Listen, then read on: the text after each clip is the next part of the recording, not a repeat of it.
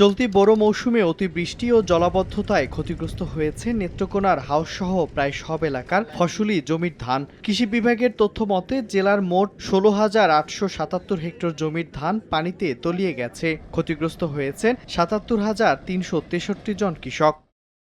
সরকার ক্ষতিগ্রস্তদের মানবিক সহায়তা প্রদানে চালসহ আর্থিক অনুদানের জন্য তালিকা প্রস্তুত করে। এসব তালিকা প্রকাশ হতেই প্রায় সব উপজেলায় কৃষকদের মাঝে দেখা দিয়েছে অসন্তোষ। প্রকৃত ক্ষতিগ্রস্তদের বাদ দিয়ে স্বজনপ্রীতি ও একই ঘরে একাধিক জনের নাম তালিকায় থাকায় কলমাকান্দা উপজেলা প্রশাসনের কাছে জমা পড়েছে অসংখ্য অভিযোগ। তবে স্থানীয় সংসদ সদস্য ও ডেপুটি স্পিকার বলেছেন, তড়িৎ গতিতে কাজ করতে গিয়ে কিছু ভুল হতে পারে।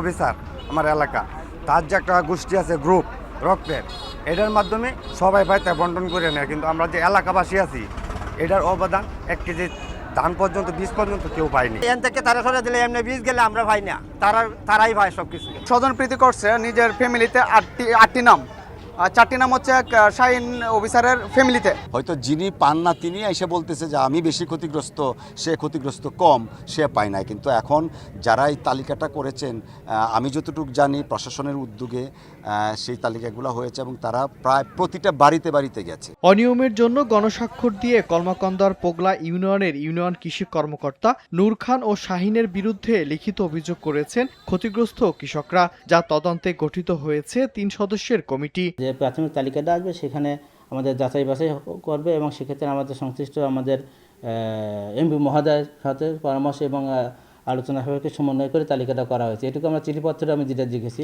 এখন এর মধ্যে যদি কিছু হয়ে থাকে সেটা যদি আমার সংশ্লিষ্ট কমিটির মাধ্যমে তদন্ত সাপেক্ষে যেটা হবে সেটা ব্যবস্থা গ্রহণ করবে। এখানে কিন্তু আমাদের সরাসরি যে আমাদের ডিপার্টমেন্টের যে আমাদের আছে এককভাবে হলে সেগুলো অবশ্যই আমরা নিজেরাই আমরা তদন্ত কমিটি করতাম, সেটা আমাদের ব্যবস্থা নিতাম।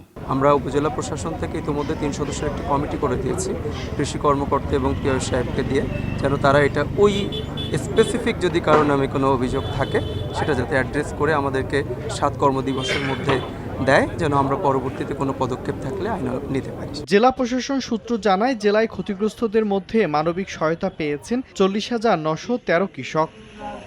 সময় সংবাদ, নেত্রকোনা।